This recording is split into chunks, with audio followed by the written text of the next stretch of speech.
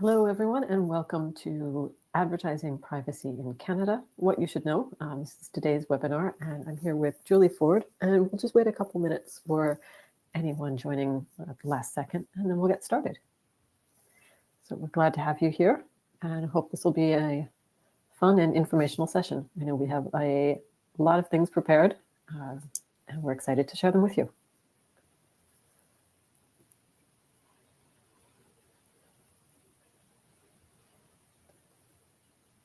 Okay, I see we do have people joining, so we'll be ready to go in just a second.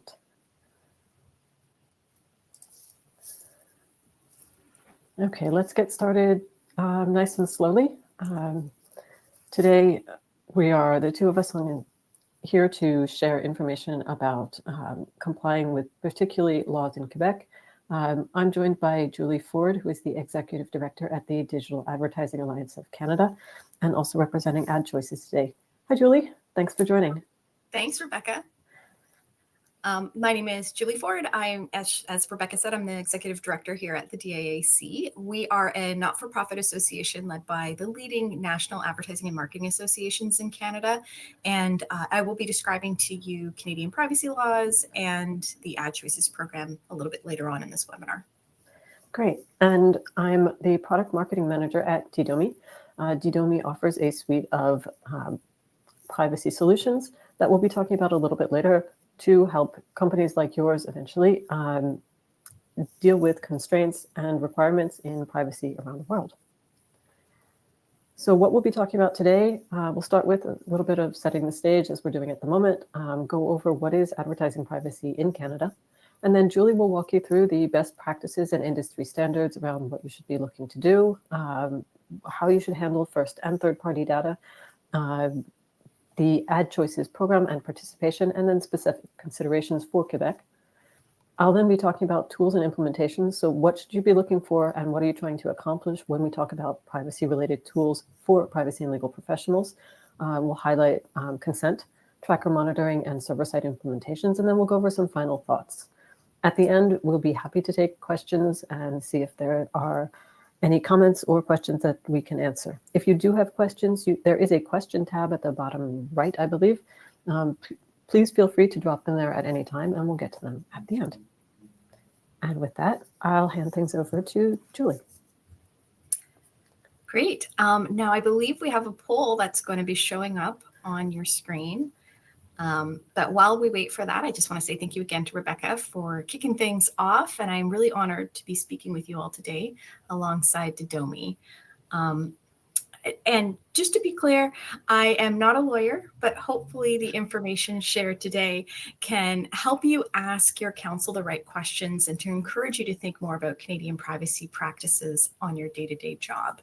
So in front of you on the polls tab, you should see, do you feel your organization is prepared to comply with Canada's evolving privacy expectations? And the answers are not yet, partially, mostly, or fully prepared.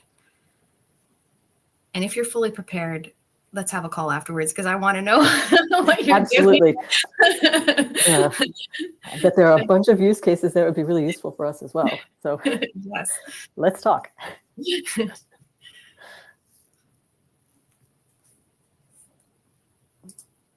So we'll just give it another few seconds, I think, for the poll, for you to answer the poll. We do have a couple answers in so far. We don't want to reveal things too early and influence your vote.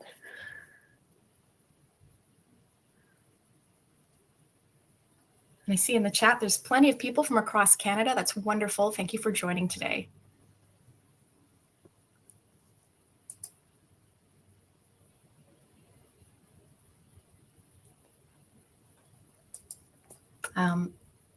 Clara, you can go ahead and close the poll whenever you feel there's enough answers.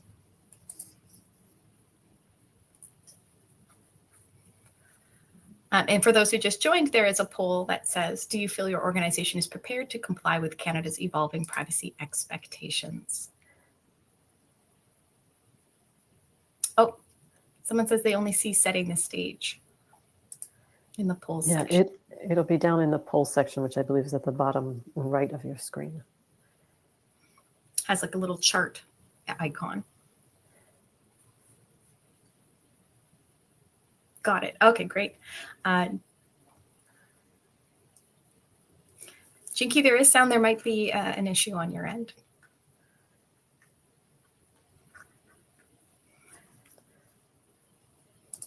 Okay, great. Okay. All right, I'm going to just continue on with the presentation. And we're going to start with PIPEDA.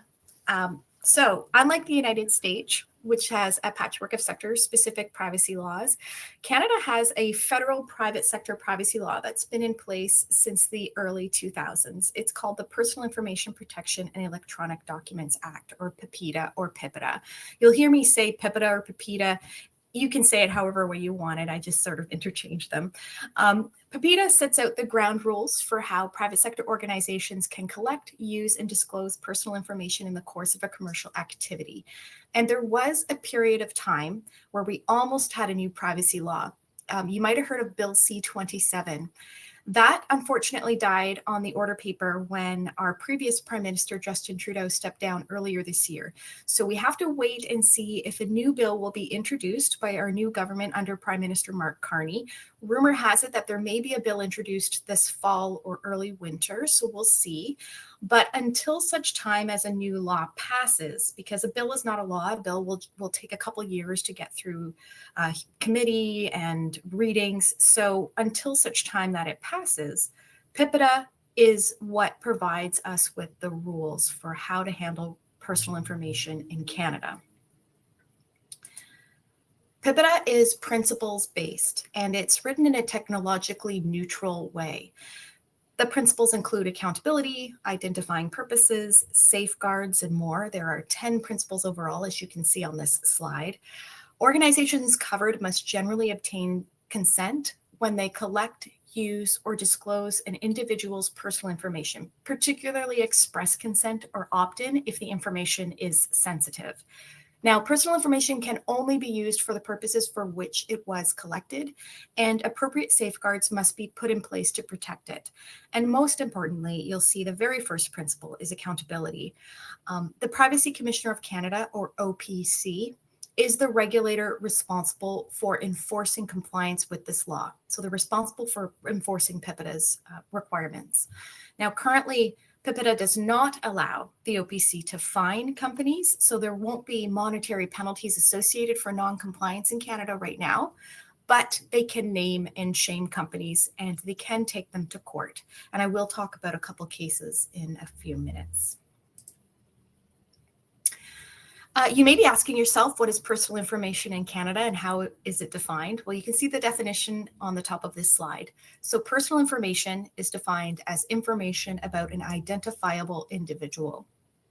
Alongside the more predictable categories, so your name, your age, your email, your phone number, even if they're hashed or encrypted in some form, those are personal information pieces, of course, but there's also a lot of data in the online environment that can be considered personal information.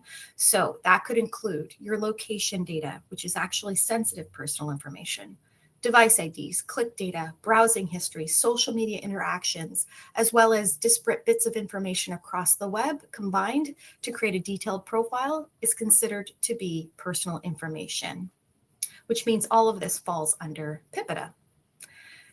There are also some sensitive data categories that you should be aware of. So your company may need to have some additional security safeguards if you're using this type of data, or perhaps you need to get some express opt-in consent if you're using it, particularly for interest-based advertising purposes. And this data includes location data, health information such as medical devices, financial information such as credit score and bankruptcy information, criminal records, sex life or sexual orientation, genetic and biometric data, ethnic and racial origins, political opinions and affiliations, and religious or philosophical beliefs. So each company must weigh their privacy risks in this area. What could the embarrassment factor be if you are using this type of information and targeting that person with a marketing message?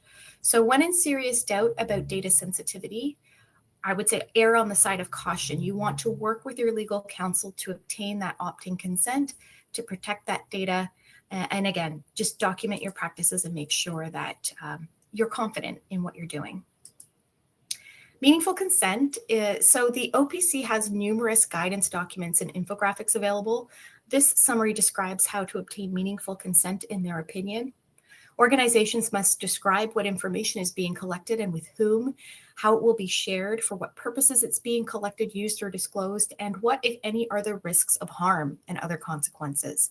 So you'll need to provide a clear choice, ensuring that the consent process is user-friendly and that it allows individuals to withdraw their consent at any time. Now, we also have other provincial laws that are quite strong. We have the PIPAs in Alberta and BC, and they cover non-commercial activities that concern personal information. They cover employment data. And unlike the federal OPC that does not have order-making powers, these provincial regulators do. So they have order-making powers, sanctioning powers. They have the ability to name and shame companies. And opt-out is permitted with appropriate notice. And Alberta does recognize codes of conduct, but essentially you want to stand ready to demonstrate your compliance with these principles alongside your compliance with PIPEDA. It's generally known that the PIPAs are substantially similar to PIPEDA. So if you're complying with PIPEDA, generally you're probably complying with the PIPAs, but it is important that if you are based in these provinces that you pay attention that they do have their own private sector privacy laws. There is also in Quebec. So Quebec is now quite different than what's going on elsewhere in Canada. In 2024, the last of their provisions came into effect. So they now have EU-style requirements such as data portability, de-indexing, and the fact that organizations must now have complete and strong governance frameworks. I'm going to go to the next slide here, which talks a little bit in more detail about what the expectations are in Quebec now. I teased out a few areas of the law that will be most relevant for the advertising sector, but again, you'll always want to work with your legal counsel when determining your own business needs. So first, there is enhanced consent requirements. So under Law 25, you can assume that you will need express consent for the collection and use of personal information for interest-based advertising, ensuring that individuals are aware and agree to how their data is used. So you have to be much more transparent. Organizations have to clearly inform the purposes of the data collection and provide accessible privacy policies that detail their data handling practices. There are enhanced user rights. As I mentioned earlier, there's that data portability right. There's a right to access, the right to rectify and delete their personal information. Privacy impact assessments are also called out quite prominently in the law. So organizations must conduct a privacy impact assessment, or PIA, to evaluate and mitigate privacy risks associated with their data processing activities. And then there's the appointment of a privacy officer. So organizations must appoint a privacy officer responsible for compliance with Law 25. If your organization does not have a privacy officer, the default is your CEO. So does your CEO know that? They probably should, and it should probably be a board conversation if you do have a board of directors. And then finally, there is an increase in penalties. With Law 25, it introduces very strict new penalties for non-compliance. It has the highest sanctions up to 4% of gross annual revenue. That's 25 million Canadian, as I believe is the ceiling for this particular law. So it's quite serious. You want to be prepared when dealing with data from Quebec residents. So ensure that you have proper tools in place, that you document your practices, and check in with your legal counsel. Going to specific down the avenue of interest-based advertising and advertising in general, just to ensure that we're on the same page with the marketing terminology, this is the definition we use for interest-based advertising or online behavioral advertising. We use those phrases interchangeably, so you may hear me say OBA, IBA, interest-based advertising, online behavioral advertising. It all means the same thing, which is the use of data collected across multiple websites or apps, often unaffiliated websites or apps, in order to predict user preferences and to show ads that are most likely to be of interest to users. And now we have to go back to the federal privacy laws, thinking again about PIPEDA, thinking again about the Office of the Privacy Commissioner, our federal privacy regulator. They have a lot of documents out there, a lot of infographics and such, but we want to look at now at their OBA guidelines. So they came out with this guideline back in 2011 and a policy position in 2012. And this guideline was written in a technologically neutral manner. And I think it's really stood the test of time, similar to PIPEDA, where because it was written without thinking of specific technologies in mind, that it's really managed to stay relevant over the last several years. So this OPC guideline states that online behavioral advertising can rely on implied consent or opt-out, provided that specific criteria are met. It asks that companies make consumers aware that interest-based advertising or online behavioral advertising is occurring, and to not bury the notification of this practice just within their privacy policy. So you have to be more overt about telling the consumer about it. They ask that organizations be transparent as possible with users about what they're doing with this type of data, who they're sharing it with, and do this in a timely manner.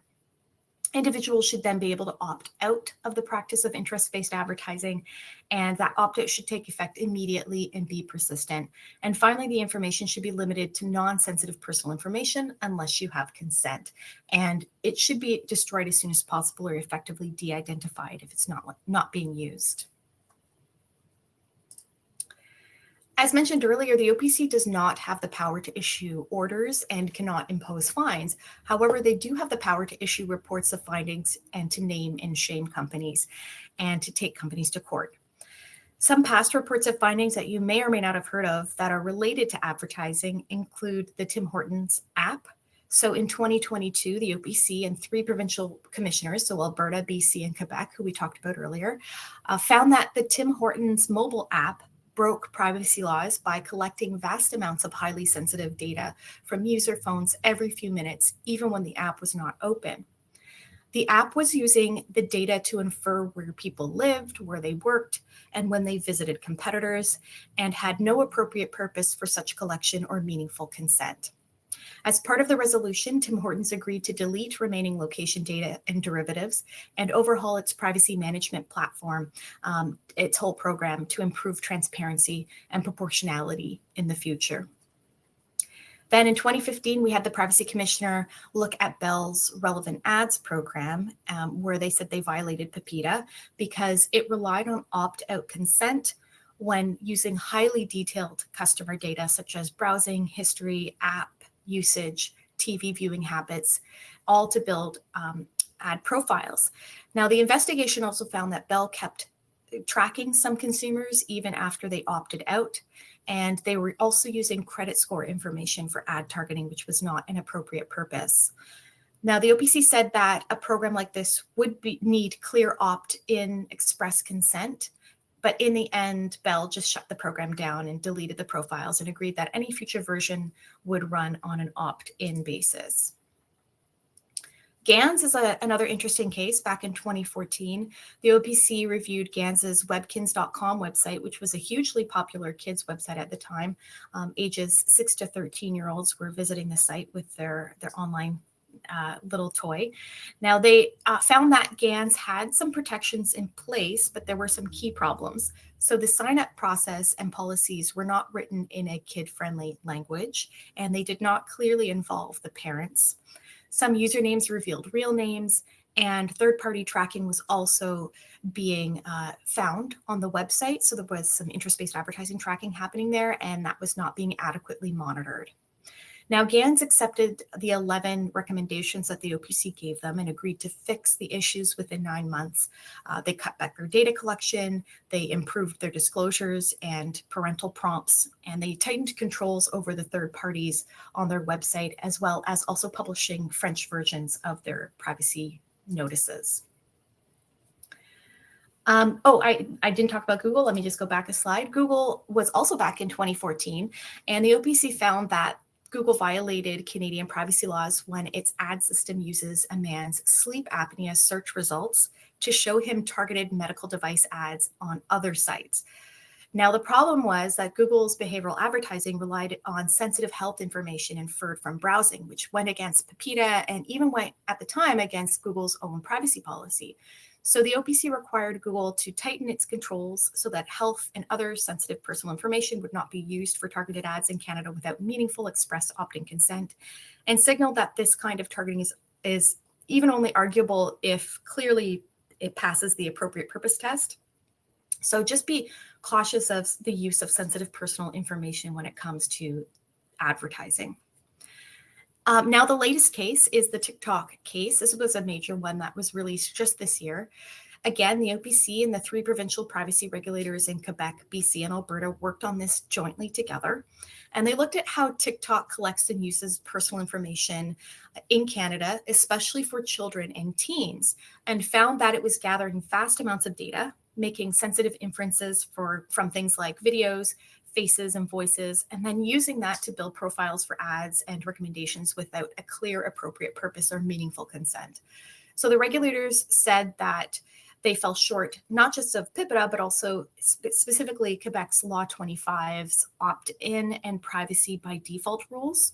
So TikTok has to now make some changes. They promised the changes such as limiting ad targeting to users under the age of 18, so giving them more broad advertisements instead of targeted ones, offering teen-friendly privacy explanations and age checks, as well as giving all Canadian users a privacy settings checkup. Now, needless to say, it's a fairly new case. I'm sure the regulators will be watching closely as to how this pans out in the future. So as you can tell by now, Canadian regulators take privacy very seriously. They're technically smart. They understand what's going on, particularly in the targeted advertising realm.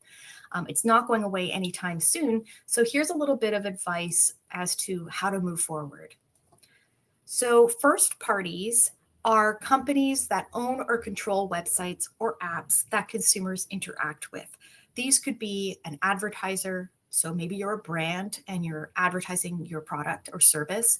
Publishers, which could be a news website, a blog, and app developers. Obviously, those are on your mobile devices. So you are a company that the consumer has a one-to-one relationship with. They're visiting your website, they're using your products. If you fall under that category, then you should understand who your advertising partners are and document them. It could even be in a B2B realm. It's still the same thing. There's someone coming to your site, their information's being used. So you got to understand who your advertising partners are, document them, carefully assess why you're working with these partners, know where the data is going out or coming in. And this is probably the most important part. It may involve taking a data inventory. And a data inventory could be as simple as a spreadsheet that you use, or it could be software that you incorporate. But keep track of these things and get a grasp on understanding how data is being safeguarded, especially when it's going out to a third party. Protect yourself technically and contractually, and use programs and software to assist you. For third parties are the type of company that will collect and use data on another entity's website, such as a first parties. So these are the DSPs, the demand side platforms, the supply side platforms, SSPs, the data aggregators, the identity providers that you're working with if you are a first party. If you are working at one of these organizations, such as an ad tech, then you should know what data is being collected from your partners, used or shared with you by anyone you're working with, and why. And then you should also be satisfied that you have consent to collect, use, and disclose data. And remember that relying on implied consent in Canada is possible, with exception to Quebec probably, but it is possible to rely on an opt-out consent, but it requires adequate transparency and choice for the consumer. So making sure that you're following the OPC guidelines in this area. And understand where data is being stored and for how long. What are your retention rates at your organization? And make it public where individuals can go to opt out or to control their data. And make the public disclosures about your privacy practices very transparent. Make it easy for the consumer to see and find. And then, of course, use programs and software to assist you as well. So it isn't just about cookies anymore. There's a lot of people that talk about cookie banners and Cookie banners are great, but you have to understand that it's not just about cookies anymore. Cookies are a wonderful mechanism. They've helped prop up the internet for many, many years now, particularly first-party cookies. They're used to store your logins and your shopping carts. But third-party cookies are used more for handling identity in browsers or devices on unaffiliated websites. It's typically what ad tech uses are third-party cookies. So you should definitely be using that for letting the consumer know that you're using cookies. But there's also beacons. There's pixels, the one-by-one pixels that are placed on websites or in emails, also used for tracking and reporting measurement purposes. There's tokens. So tokens are encrypted email addresses or phone numbers, typically used for audience matching between first-party data sets and third-party platforms. There's fingerprinting out there. So fingerprinting is a method to use different metrics or configurations and settings to identify a user on a particular device. There's synthetic IDs, there's households, particularly in the CTV environment. Essentially, what I want to paint the picture here is that it's a very fragmented advertising industry, and it requires multiple ways for consumers to learn about and exercise their choices. So you really need to go deep into the details of what your company is doing with advertising and product practices to comprehensively cover all of your company's use cases and for interest-based advertising, but also just generally, what are you doing with the personal information, and let them know about it. The best way to start, the advice that I keep saying over and over again, and I'll probably say it a few more times before this webinar is over, is to document your practices internally. And if you need to, use software as well. Partners like Didomi are great in this regard. A little bit about, again, who we are at the DAAC, why we've partnered with Didomi today. So at the DAAC, we operate a widely used self-regulatory program called AdChoices. We've partnered with Didomi because we're both trying to help you do the right thing with your advertising practices. Didomi offers tools, and we offer a set of rules and resources that you can use. AdChoices is our most used self-regulatory program. We have been operating this since 2013. It was built by the advertising industry for the advertising industry, and it's led by Canada's largest advertising and marketing trade associations. You can see all the associations on the right-hand side of this slide.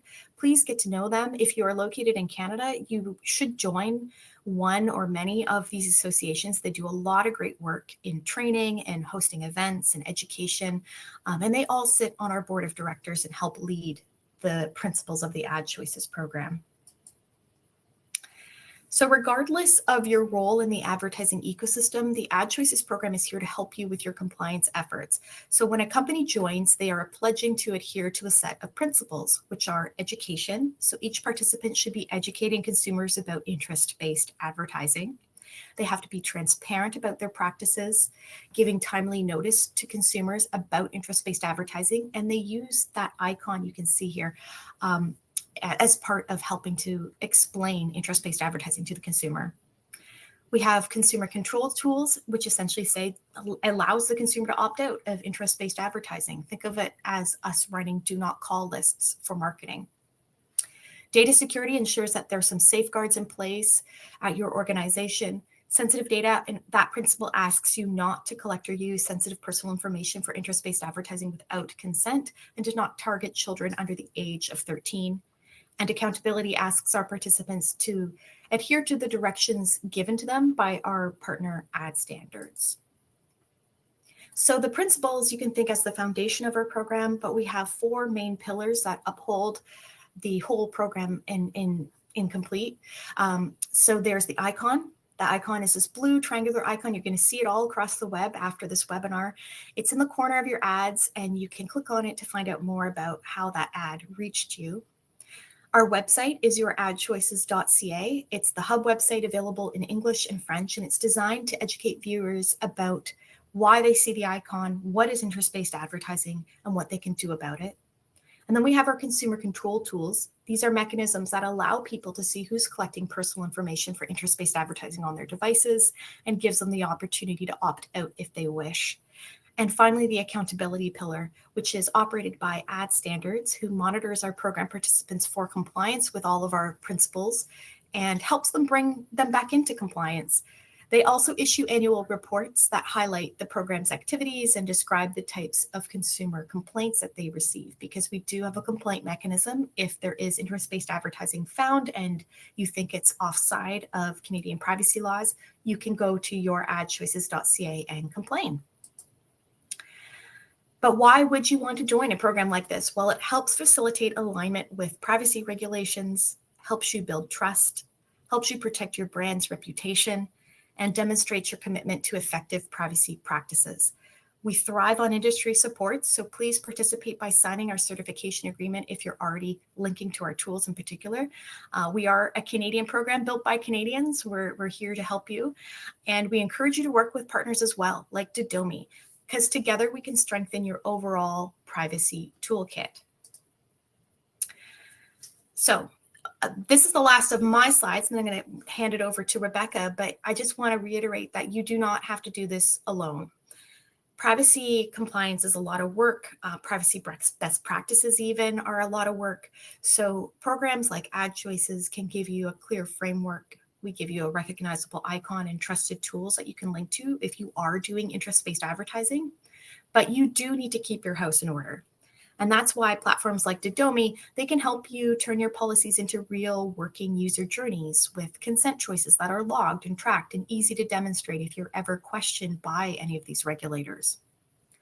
You want to make sure you're offering control. So allow consumers to opt out. You can link to the AdChoices tools if you're part of our program, but make sure you're testing your links. Make sure that your tools are actually working so that the consumer actually can exercise their choices. Because modern privacy is not just about having a privacy policy on a website. It's about accurate disclosures, good records, and documentation that you can stand behind. By combining programs like AdChoices and your strong internal policies and practices and software, you can turn privacy from a risk to a real trust advantage. There's a lot of benefits for getting this right. And so with that, I'll now hand the presentation over to Rebecca to describe some of the tools that Didomi has to help you meet these privacy expectations. Thanks, Julie. Before we move on to that, if you don't mind, we'll talk a little bit about the results from the first poll that we saw. Do you feel your organization is prepared to comply with Canada's evolving privacy expectations? We had about 60% of the audience saying mostly, about 30% that says partially, and the remaining couple people saying fully prepared. So we definitely want to talk to you if that was your answer.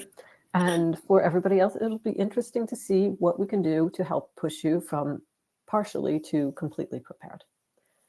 We do have a second poll running at the moment. How often do your campaigns that you're running at the moment, if you have targeted campaigns going on at the moment or a specific marketing element that you're focusing on, how does that impact the list of vendors or partners that you work with?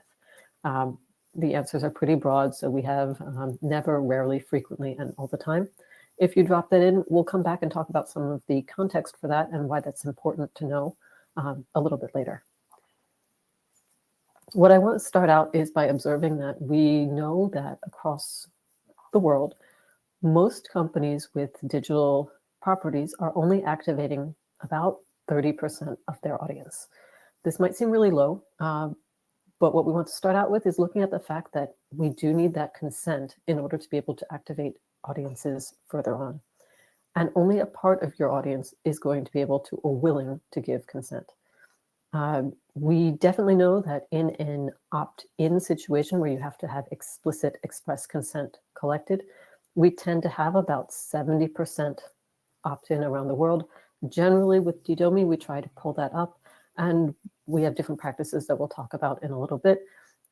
Where in Canada, for most of our customers, we see about 90% in the opt-out situations, so anywhere outside of Quebec, and in Quebec, close to 80%.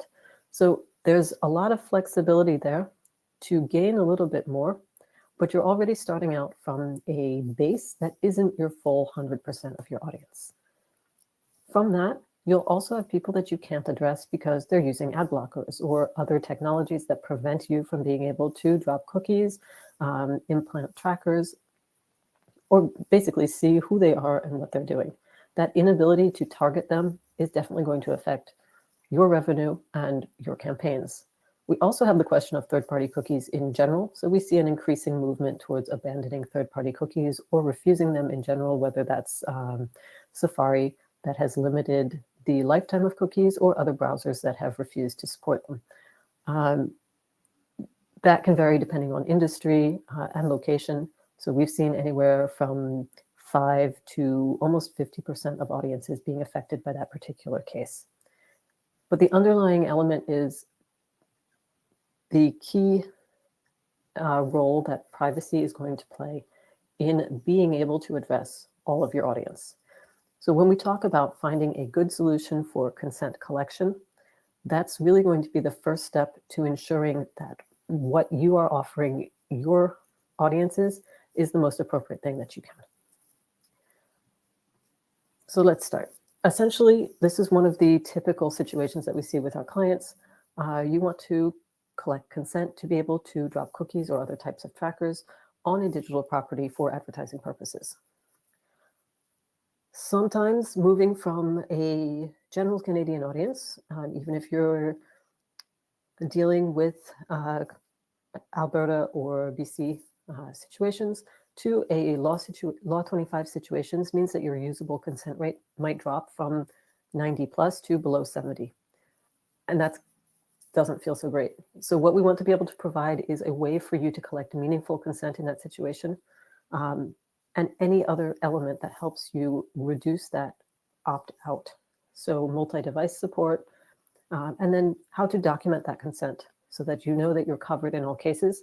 And we know that that changes frequently. So flexibility for expanding use cases and elements that are going to help it feel for your customers or your audience that consenting is not a chore that they're doing, that it's part of their experience on your website or on your application. Obviously, this is going to help increase consent rate and reduce privacy risks, but it also really helps your brand and improves trust. So that's where we want to go. We know that when we talk about Quebec compared to other elements in Canada, we do need to ask for meaningful consent and provide ways to ensure that you are Law 25 compliant. With a good CMP, consent management platform, that will be your first touch point in this type of situation. Your client is going to see a banner, for example, that will easily identify what you're asking consent for and allow them to dive into detail if they're looking for it. So easily identify the purposes, easily identify the partners or vendors with whom you're working, and make that opt-out an easy and clear way to do it. One of the key things that we do is ensure that you're able to adapt from one region to another. What we're looking at here, for example, is a screenshot of someone who is enabled for a single digital property and a single notice or announcement to clients and visitors, both a North American, Canadian Law 25 compliant option and a California option. You can also then apply that to different regions. So the Law 25 you might want to apply to Alberta because you know that some of your practices may be examined a little bit more closely. So those purposes might lead you to look for an explicit opt-in in that particular case.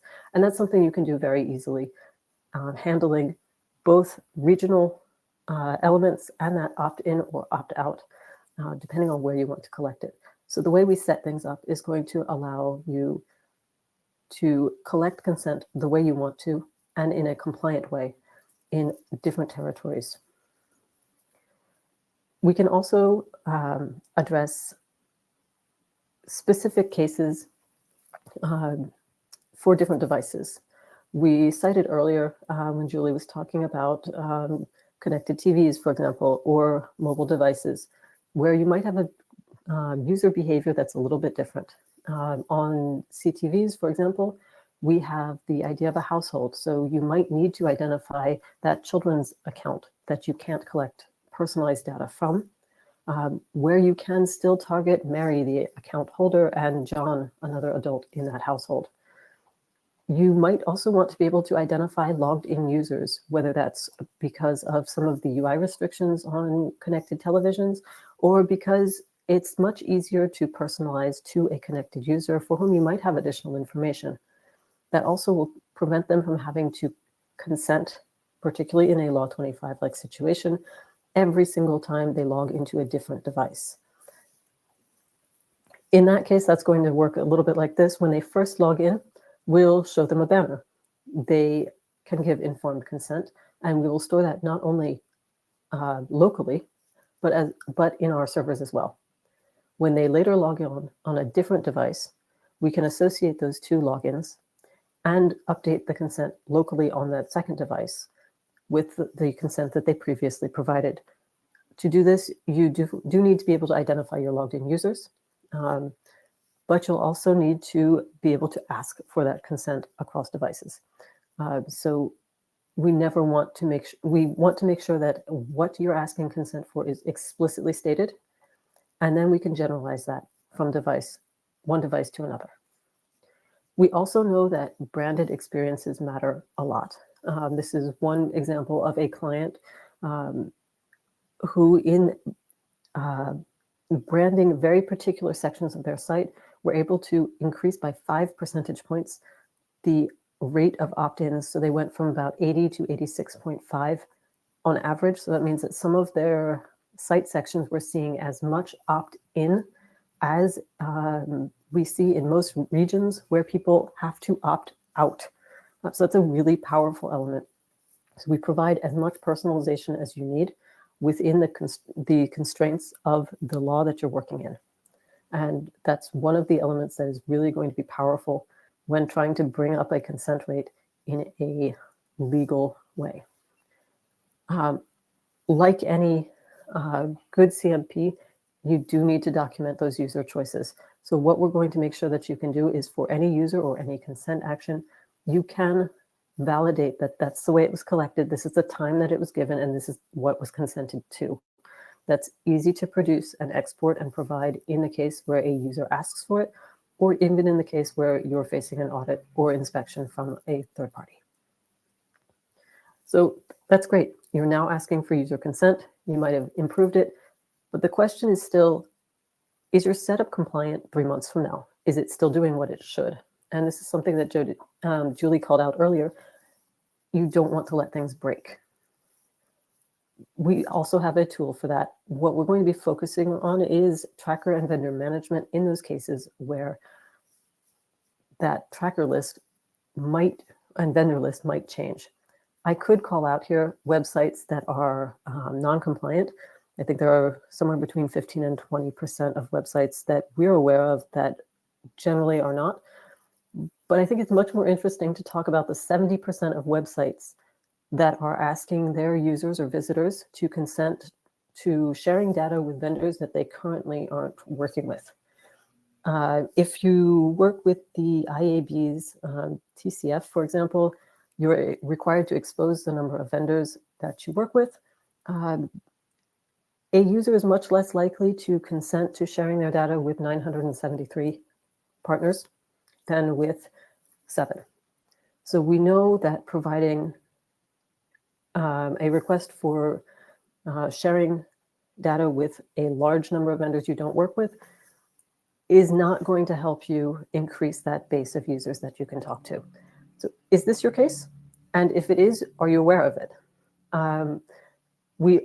This can come up frequently when you work with a list of vendors that can change frequently. So we did ask the question, how often do your campaigns influence your vendor list? We have a few people saying rarely, a few saying all the time, and a lower percentage falling in never or frequently, which is the nice bell curve that we expected. So few at the end and grouped in the middle. What we do know from that is the lists of vendors that you work with changes. It might be because of your campaigns. It might just be as your company changes.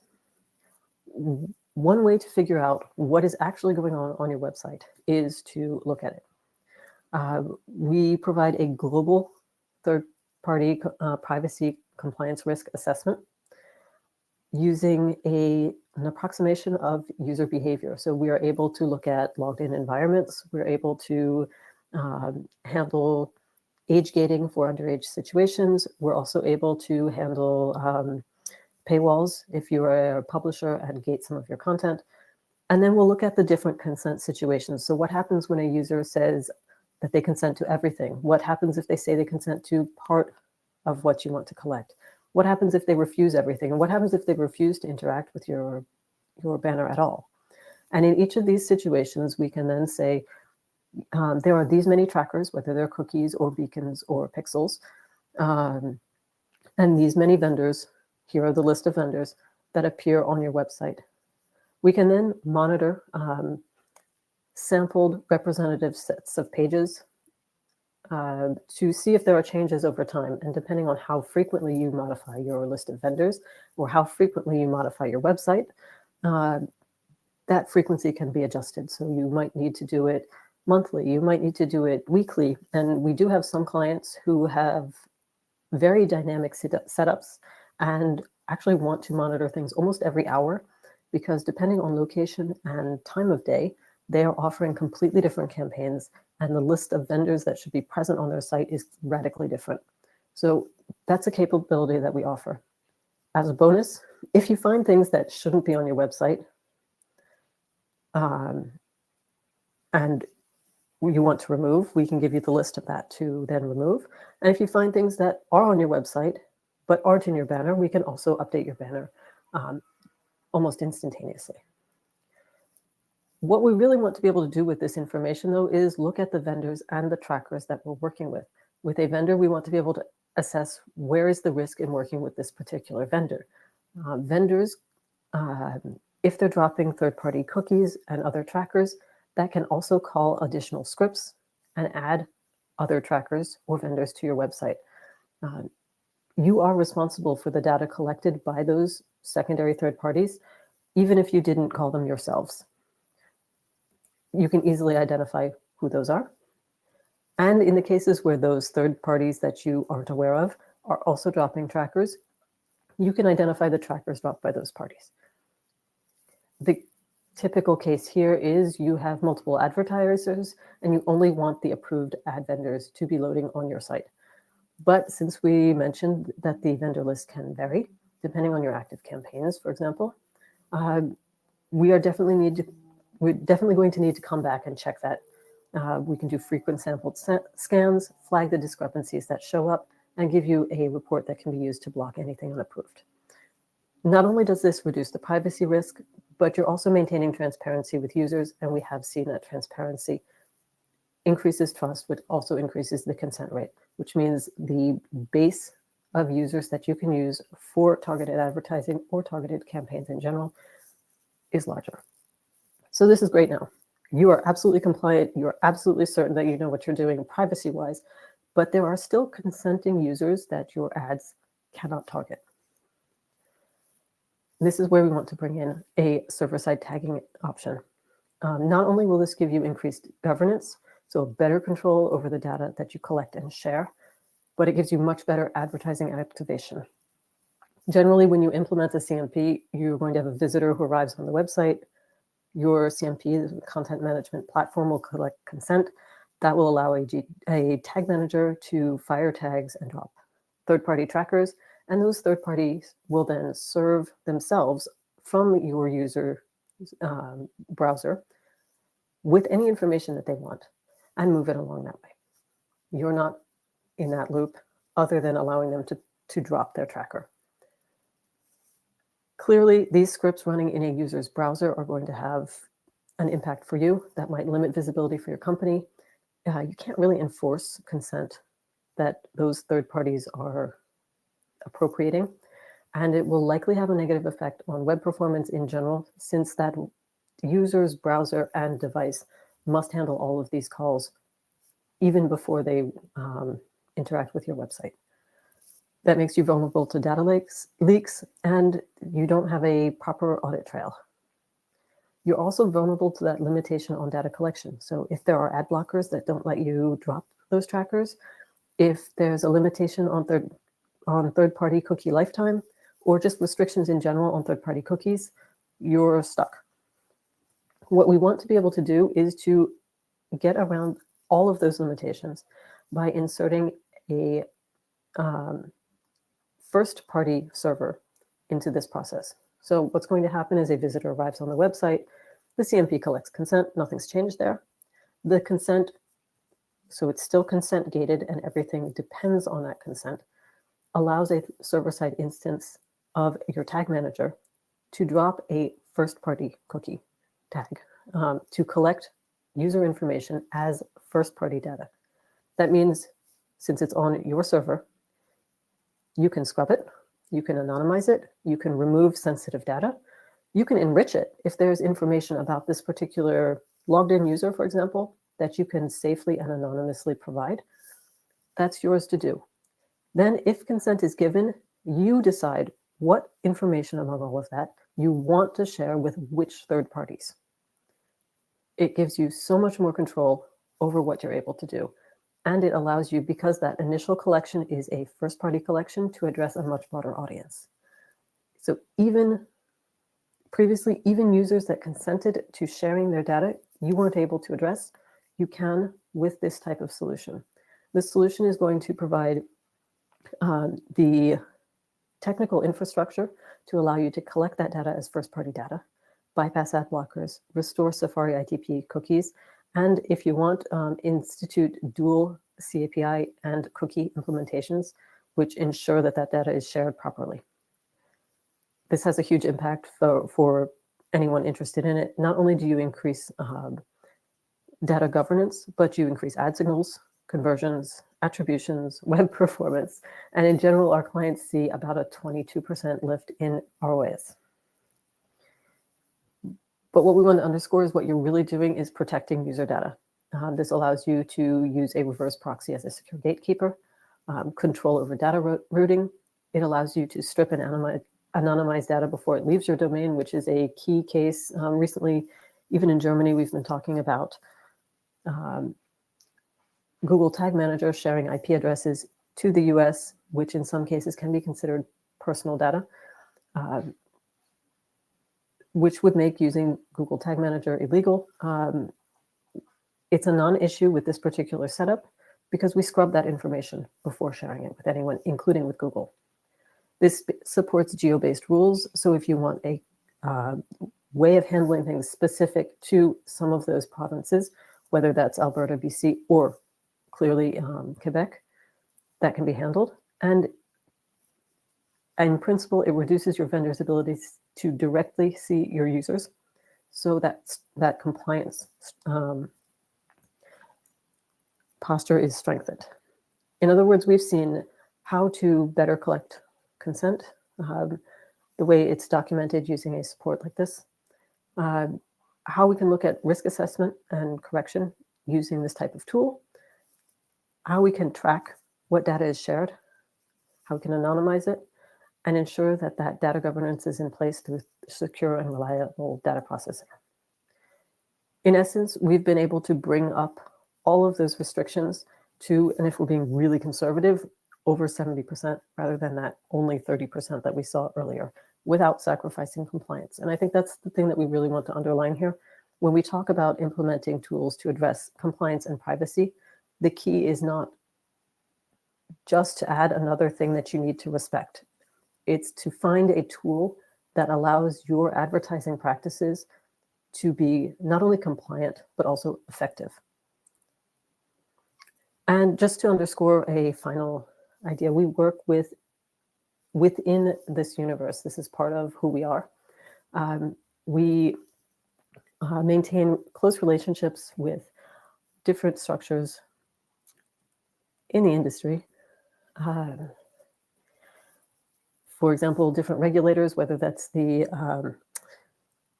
OPC or even in France, the CNIL. We are members of the IAB and we participate in different working groups. For example, heading work on consent transmission for the Trusted Server Initiative, which helps move elements of the ad tech structure server side. So to take back some of the control that we cede, for example, to Prebid. We fully support their GPP and TCF initiatives. We are recognized by Google as a gold certified CMP partner, as well as App Excellence. So we work with different platforms and key players in the industry. We also support GPC and have for so long that in recent US news that starts looking at GPC as a requirement and a new imposition, we almost have nothing to say about it since it's been such an integral part of how we do things for US regulations since the beginning. And we have close relationships with both law firms and other actors like the DAAC.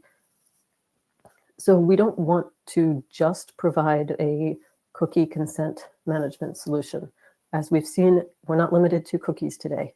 And we don't want to work from a point of view that's, how do I manage cookies? It's, how do I activate my audience in a way that's not just compliant, but, as I said, also effective? And that's a topic that is extremely important to us. I think that leaves us with just a few more minutes for questions. So I'd like to open the floor up to that if we have any at the moment.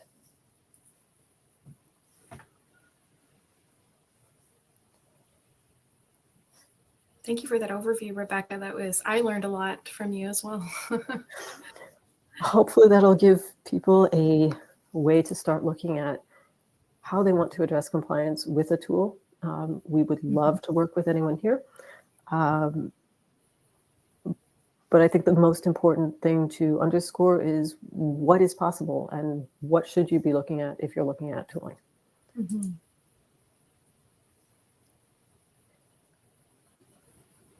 Okay. Don't forget to put your questions in the chat. We're here.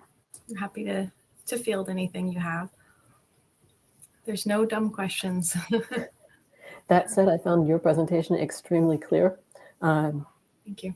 And gave me things I wanted to look up or check rather than questions. So I am super interested to see if a new bill gets tabled this fall. Yes. I hear a lot of rumors about a Canadian privacy law change this year, but I think there's a general tendency towards change. Some of it's not really simplification. Yeah. Yeah. And that's where we're also very interested in how things evolve. Because often as things become more regulated, they become a little bit more complex because each region or each case means that you have to treat it differently.